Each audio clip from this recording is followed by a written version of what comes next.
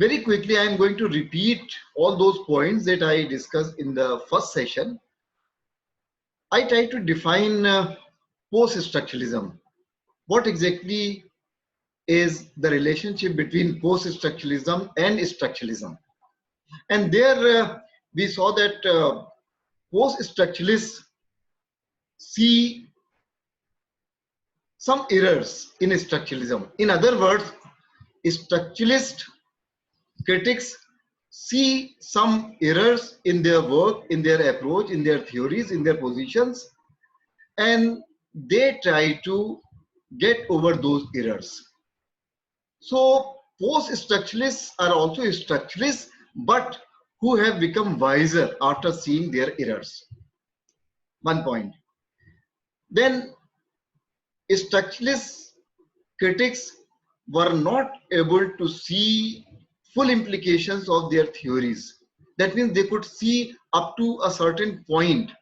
Post-structuralists can see full implications of those theories, and they can see to the farthest possible point.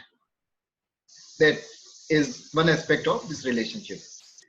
Then structuralists had scientific ambition.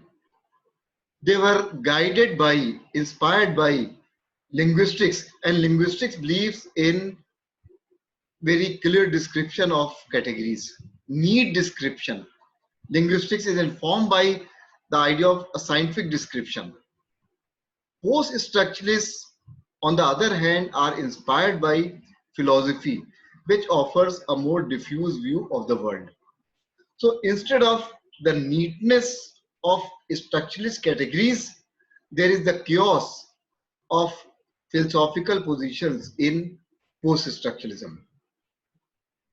And instead of that scientific ambition, which was heroic in nature, in the sense that structuralism tried to find a grammar of all literature, all literary forms. Here in post-structuralism, you do not have that heroic stance, rather you have a kind of anti-heroic stance, a kind of comic intention.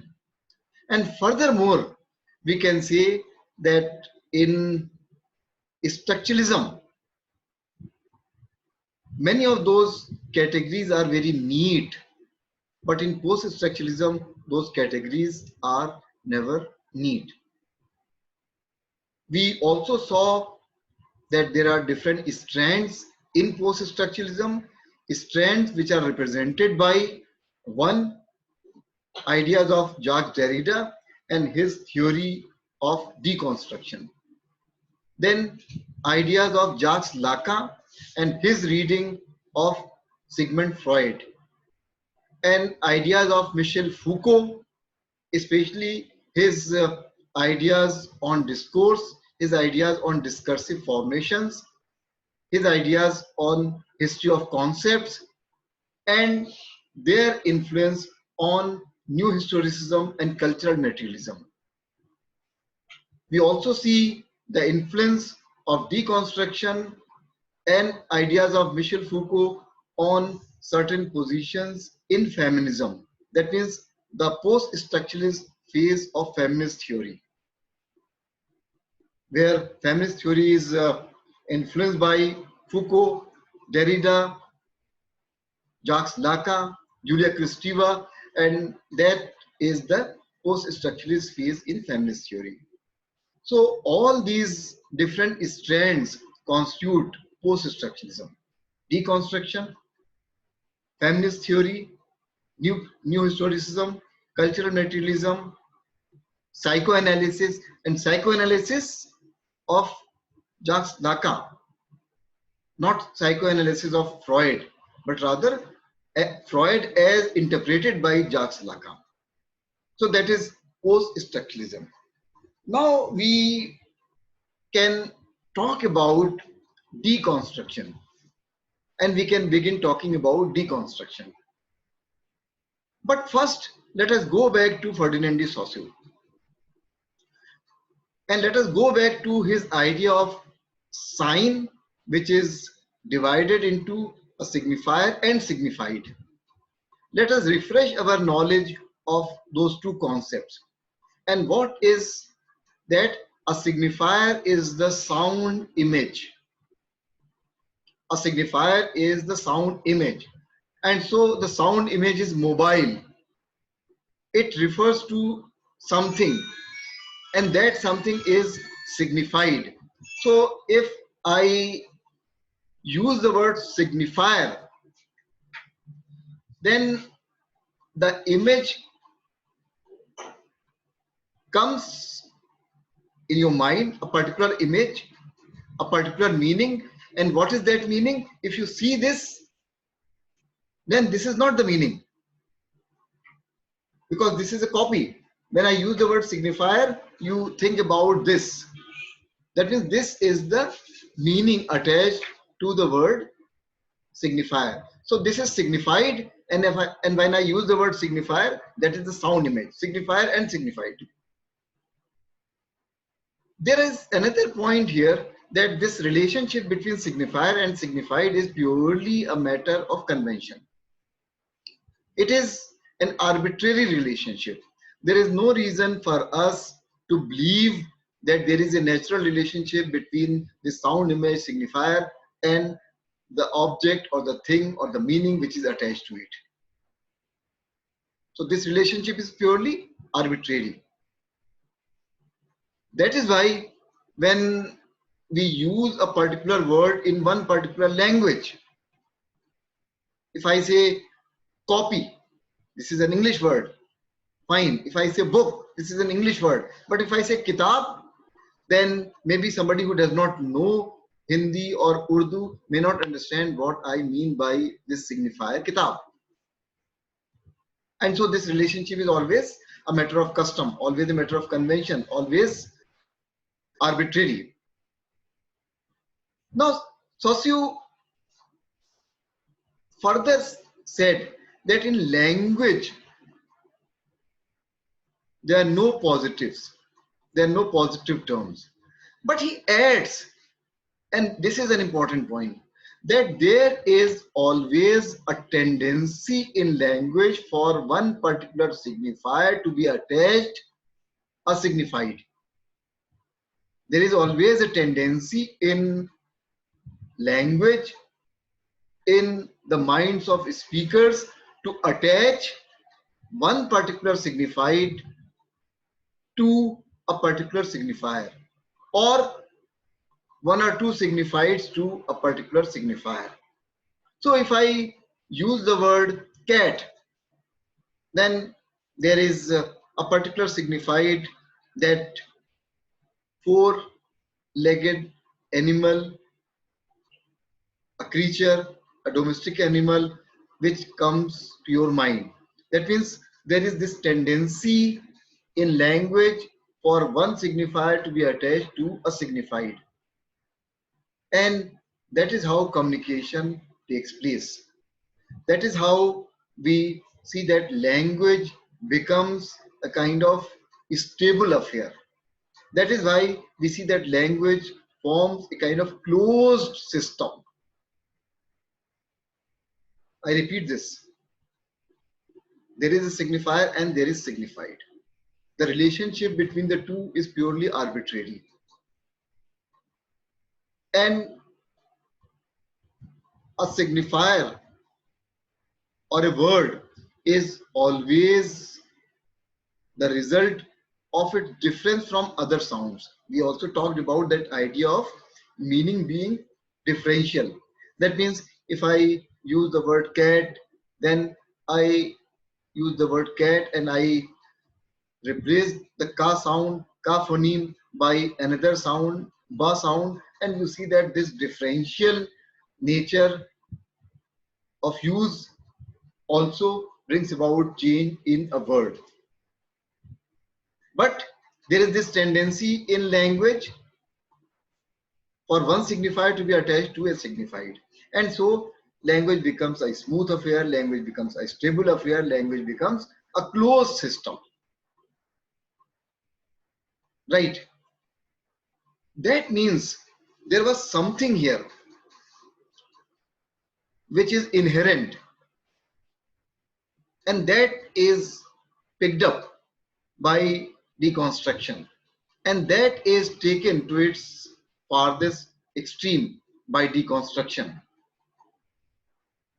where deconstruction will suggest that meaning is slippery, meaning is not certain, meaning is not unequivocal, meaning is not clear. How? Because if the idea of difference brings about change in meaning, and language also is a stable affair, there is a contradiction. And contradiction is, if we think about a word like cat or a word like bat, and think about all possible combinations which can arise from this word. So, for example, CAT cat, BAT bat, RAT rat, right? And if you see here we replace one phoneme by another, and this brings about a change in meaning. Furthermore, if you see CAT cat, then the last phoneme ta, that can also be replaced. So CAN can, right? CAM cam, CAL, and so on. So that means one phoneme at the end, if it is replaced by another phoneme, and you'll continue having new words. So what is the contradiction here which is pointed out by Derrida and his followers? That Saussure talks about language being a stable affair, language being a closed system. But here this can be taken further and further and further and further. This can be stretched further and further and further. So if I say can, it can also be, say, ban, it can also be ran, it can also be so many other words. That means language is not a stable affair as such, because this can continue and continue and continue, right? This is just one point I'm stressing. I'll discuss this point again tomorrow because this is a difficult concept. So one important thing that Derrida points out is that language is hardly a stable affair. Then even this relationship between signifier and signified, is there any signified which is not a signifier? If there is a signifier and we look up the dictionary for the meaning of the word signifier, dictionary will give us more signifiers, and if we see those signifiers, then dictionary will relay us to other words and still other words and still other words. That means the whole process becomes very circular. We do not reach any particular point where a certain signifier is not a signifier any longer, where we do not reach a point in looking at a dictionary where we do not meet a signifier. So a signifier leads to what is called a signified, but which is also a signifier, and then yet other signifiers. So this forms a very circular kind of system, and we never reach a particular point here where we can say, okay, we can stop here. That means language is not that kind of stable affair. And here this point is further proved by the kind of linguistic anxiety which different readers often feel in their use of language. One more point here maybe, and then I can move on to other important points in deconstruction. And this point is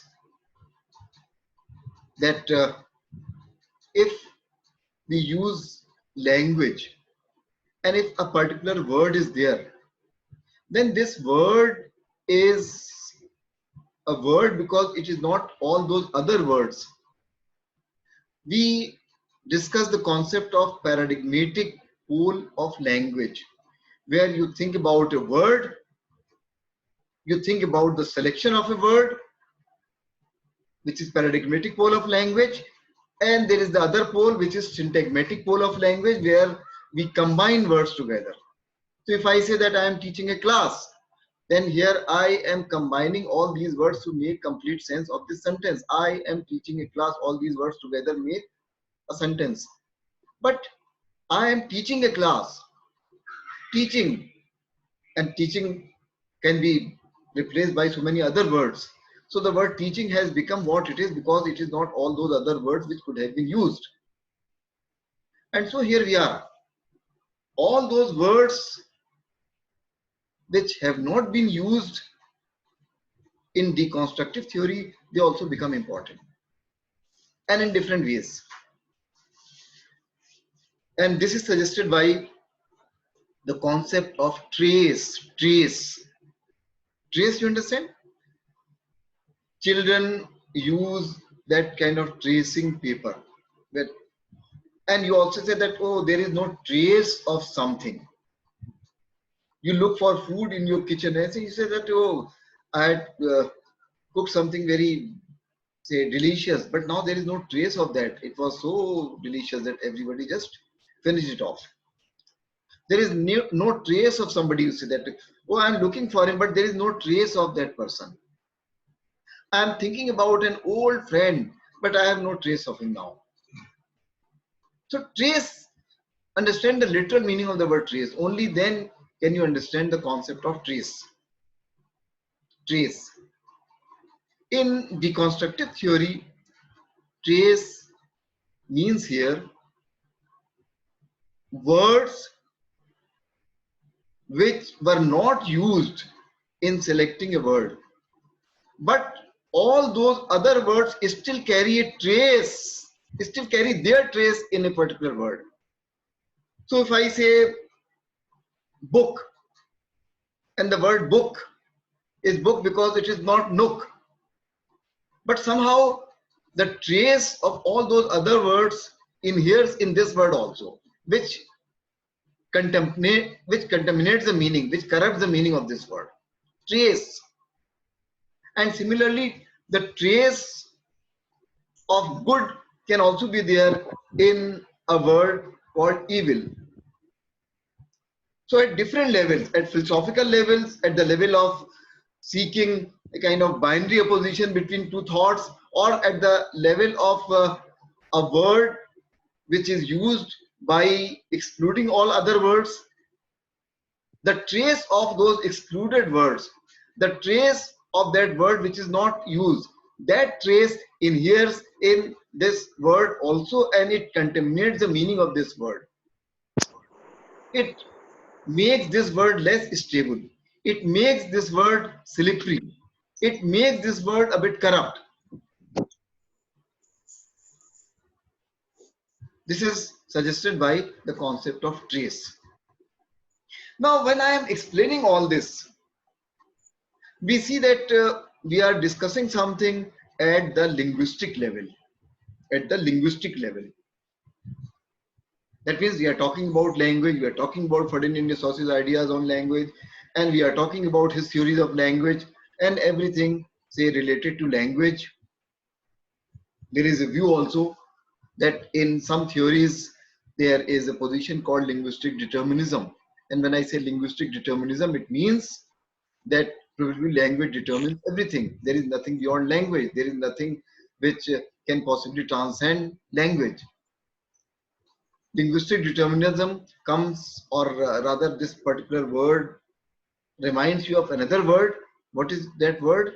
Economic determinism, right? Don't sleep, Munira. Economic determinism. Economic determinism is an important concept in Marxist theory. And what is the idea there?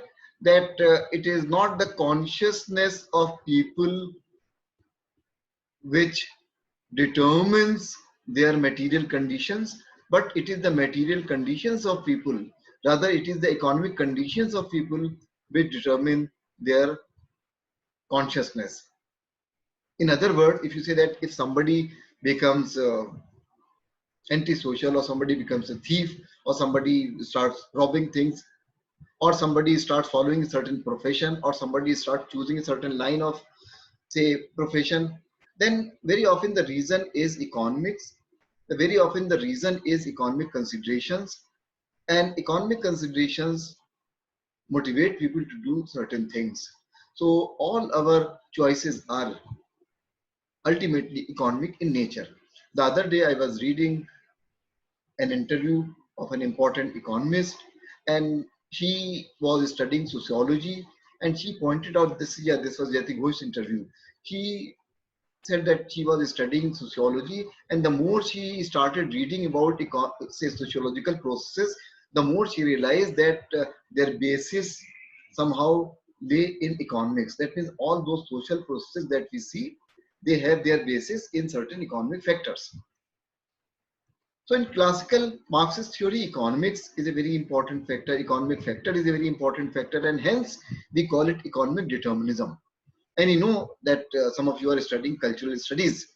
In cultural studies, Marxist theory is very much important, but cultural studies also takes this view that it is not only economic determinism, but culture also plays a very important role, and culture also is an important entity. Culture is also something which is independent, or at least culture has a kind of existence which is not always, say, guided by economics. And hence that say classical model of economic factor is not accepted by cultural studies, and it believes in culture as a kind of dynamic affair. Here we are talking about linguistic determinism, and in some variants of deconstructive theory, language becomes the most important concern. Linguistic theory or linguistic determinism, that means there is nothing beyond language. There is, the nature of reality is textual. All our knowledge, all that we represent or we ourselves, we are made of those texts. There is grain of truth in that. We'll talk about its political nature. But linguistic determinism is an important aspect of contemporary theory. And here, in some varieties of criticism which were followed in America and England, linguistics was taken to its extreme. And the political message of deconstruction was somehow not considered important. That brings to another important question, because we'll definitely talk about linguistic aspect one more time. That means there is another aspect of deconstruction, that is the political aspect of deconstruction or political deconstruction, where one is talking about, there is a question, I'll take up that question later, right? Where one is talking about subverting certain categories. Those categories may be political, those categories may be about power. So that is also an important idea in deconstruction. That means this political aspect of deconstruction or the political message of deconstruction. And this is especially very important for students of literature in the 21st century, when we see politics dominating all over walks of life. So their deconstruction also teaches you how to look at those political questions, how to look at those discourses. This is a word which we'll meet again and again.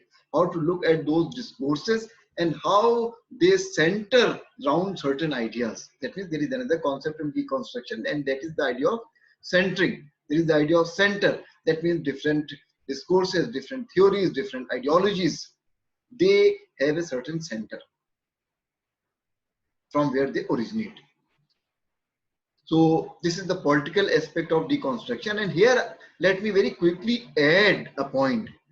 Whenever you see a particular theory, whenever you see a particular position, you must also think about the origin of that theory. How did that particular theory originate? How did that particular theory come into picture in the first place? And so here, when deconstruction emerged on the scene, and before that, there were already some aspects of theory which were there in the work of Roland Barthes when he talked about a healthy sign and an unhealthy sign. Right? Barthes talked about those things. And Barthes also mentioned some other important say aspects of those unhealthy signs. Let me read one particular sentence from Barthes, right, which I'm discussing at the moment. If you see that Barthes, say for Barthes, it is language which speaks in literature. And what Barthes has phrased actually, the journey of a literary work from work to text. And it is a shift from seeing the poem or novel as a closed entity equipped with definite meanings, which it is the critic's task to decipher, to seeing it as irreducibly plural and endless play of signifiers which can never be finally nailed down to a single center essence of meaning. I must leave this behind and I must talk about Barthes. So Barthes already talked about some aspects of theory which are relevant to deconstruction. And when did Barthes write those things? He wrote those things in the wake of 1968 students' movement in France. So remember this point, that 1968 was a very important year in the history of France, where French ruler, French president, he had to flee and there were pitched battles on the streets fought by students and by the working class against French army. That means there was a very powerful movement against the state, and this movement was led by students, and students sought a kind of collaboration with the working class, and they were pitched battles. You can see some important films also, say, which talk about this particular context. So what happened ultimately? Student movement was crushed. Working class movement, that also could not do anything, and it was seen that the state was very powerful. The state regrouped itself. The state say rearranged its energy, and the state became powerful again, and the president came back and took control of the state. But here you saw a very important voice against the state, and you also saw a very powerful voice against authority. Later, that energy was converted into reading of text. That means a certain position which took its stance against authority, a certain position which took its stance against the idea of centering, against authority. It was easier to do that. That means all that energy which was unleashed on unseating the state power, that was used to unseat some symbols of authority in a text. And maybe author was that source of meaning, say or say that system was that source of meaning in the text. That system was the authority, that author was the authority.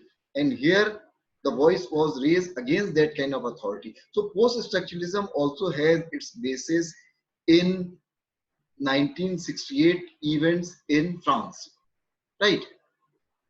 So I pointed out that there is that linguistic dimension of post-structuralism, which is especially represented by the ideas of Jacques Derrida. There is the political dimension of post-structuralism, which again is represented by the ideas of Jacques Derrida, but which has not been picked up by Anglo-American criticism.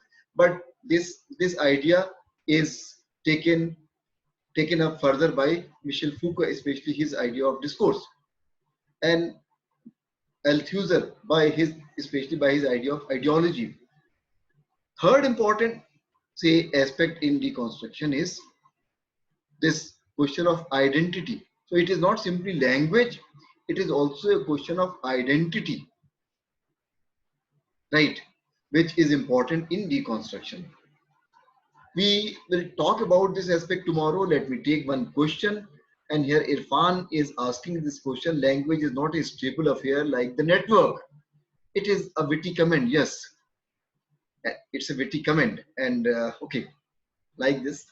Then there is another question from Irfan to everyone. How can I differentiate between reader response theory and post-structuralism or deconstruction? Irfan, very quick answer to your question is that reader response criticism is an umbrella term. Reader response criticism is an umbrella term which has within its fold critics belonging to different schools, critics belonging to different positions. So there you have some critics which come from this post-structuralist school and also some older critics who talk about reader. So there is not one single reader that reader response criticism talks about. See, feminist criticism talks about female reader. You think about the ideas of, say, Kate Millett, and she talks about sexual politics. She talks about a female reader. Or you think about the ideas of Judith Fetterly. She talks about a resisting reader, a female reader who resists male norms, right? Or you talk about Julia Kristeva, who is talking about a particular kind of language at particular stage in the Oedipal development of a child, a particular language which she does not identify with anyone, but there she is talking about the whole situation, the whole theory from the point of view of psychoanalysis, right? And similarly, if you think about, say, somebody like Roland Barthes, and Roland Barthes talks about reader, then Roland Barthes, especially his analysis of Balzac's work in SZ, or his idea on the death of the author or reader becoming consumer of meanings, what you see there Barthes is taking up this post-structuralist stance. So reader response criticism is not one single position, it is an umbrella term, it takes ideas from different positions. And so you say that how I differentiate between reader response theory and post-structuralism or deconstruction. Deconstruction is a strand, a position within post-structuralism. And similarly, reader is an important entity within deconstruction, within post-structuralism. That is the answer to your question, right? So we have hardly 2 minutes now, and you can possibly say, you can unmute yourself and say whatever you like. But here, maybe one last time, Ashraf was trying to explain something about Zoom, and Munira ma'am is also here. So I think that the two of them can explain something about this platform.